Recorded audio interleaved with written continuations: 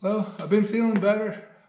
I'm dealing with it, the Parkinson's, one day at a time. I'm still having a little bit of trouble with my left hand. And the problem is I'm left-handed, so I'm gonna try to start filming with my right hand and typing, and with the editing with my right hand. We'll have to see how it goes. I'd like to thank all the people that have been subscribed and been following along. All the comments and best wishes and everything else. I really appreciate it. It means a lot. Well, let me grab the camera and walk around, show you what we're going to get started on this week.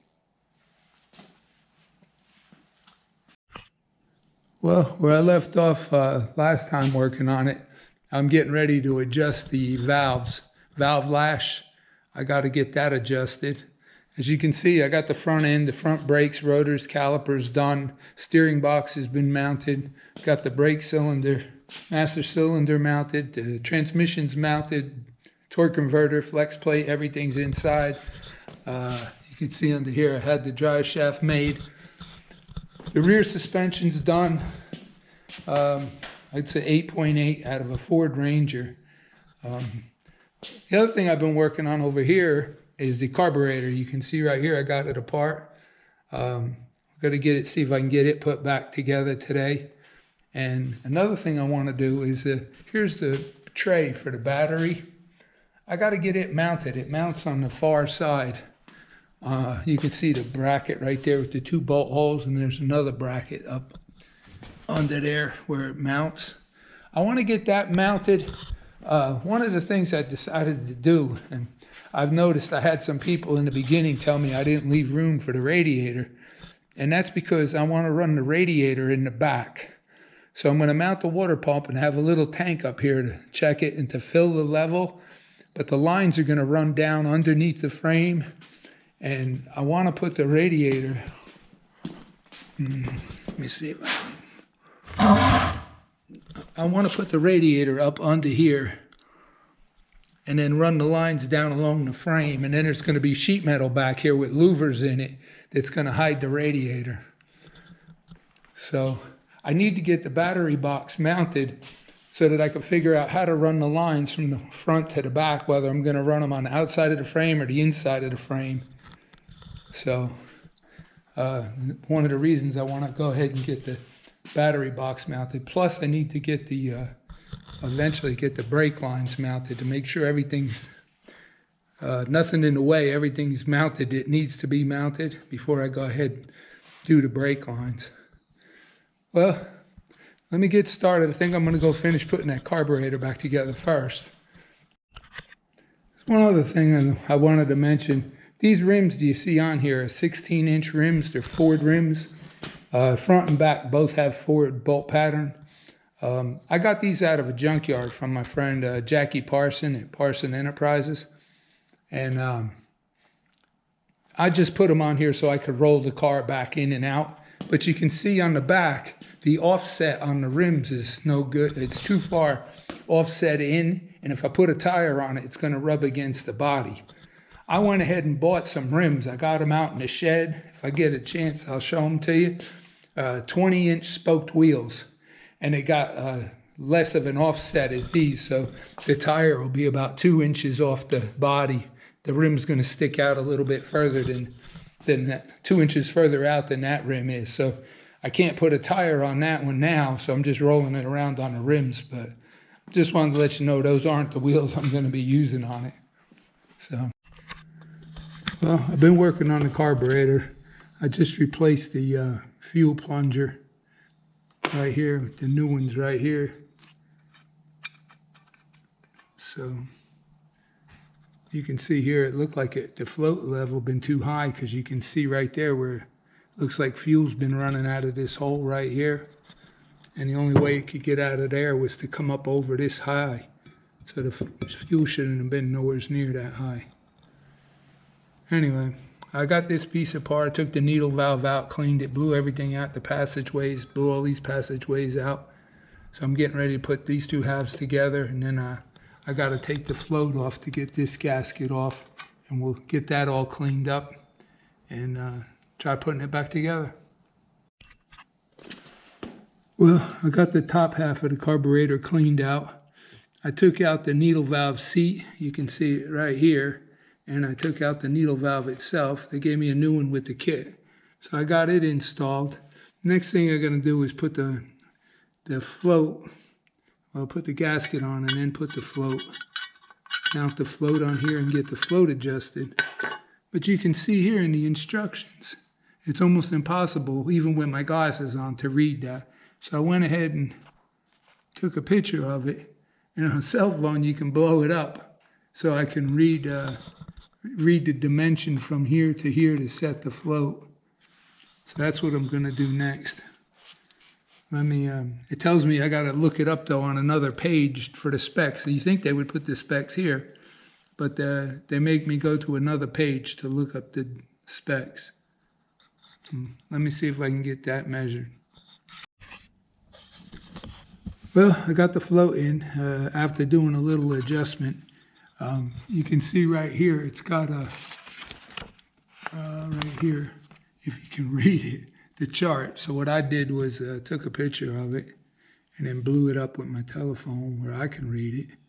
And the float level right here on a closed, on the level position, should be 1 inch and 9/32, and they're calling for 1 3/4 with the float hanging open.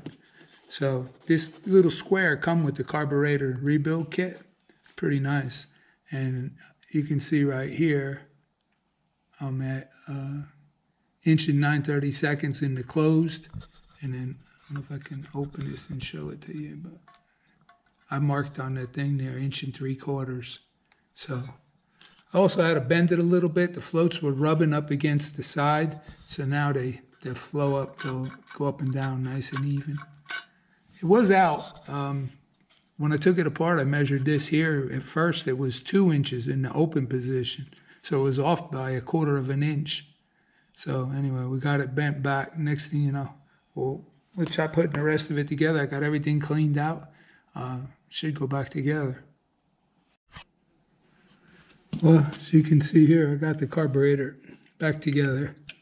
Seems to be working okay. All the passageways, the jets, the needle valves were all clean. I didn't find nothing blocking anything. So I'm pretty sure we're good to go. I did back off the choke. It had this choke was set real, almost closed. So to start it, I'm just going to take the choke off and turn the idle up a little bit. But I did run into one problem right here. Let's see if I turn this upside down. On the bottom side of the carburetor, it has this heat sink, heat shield. I don't know what it's made of, but anyway. And you can see on the bottom here, it's got this one hole that vents up into the carburetor. And here, it's got a notch in the heat shield. So it goes like that and lines up, right? This is the old gasket that come off of it.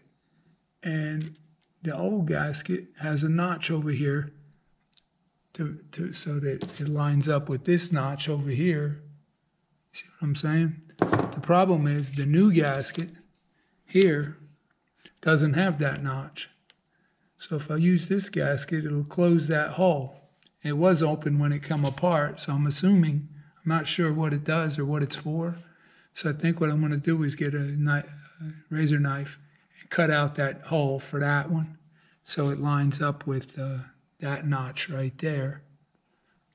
And then I also got a gasket here for the other side of this, for the other side of the block, to go against the intake. This was in the engine kit, the gasket kit for the engine. So next thing I'm going to do is let me cut this out real quick, notch it out. We'll get the heat shield on it, and then I'll be able to go put it back on the car. Well, as you can see here, I got the gasket notched out for that hole, which will line up with the notch in the here. Goes this way. And then the gasket. Let me bring it over there to the car. We'll go ahead and set it on the intake. See if we can get it bolted down.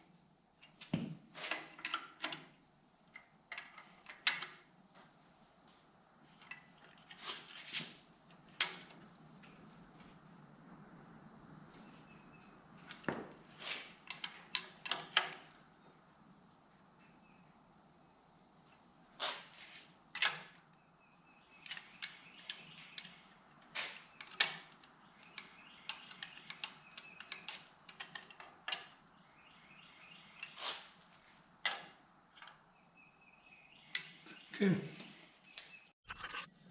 Well, I got the carburetor bolted on. I was going to take the rag off the top of the engine to do the valve adjustment. And you ain't going to believe this. Look at this. A damn mouse built a nest underneath the cover. It's been sitting here for about 2 months. But look at the size of that nest he built. I have to go get my shop vac. Hopefully I can get it all vacuumed out. I don't want to pull the oil pan again, but I might have to. Let me see how this goes cleaning it.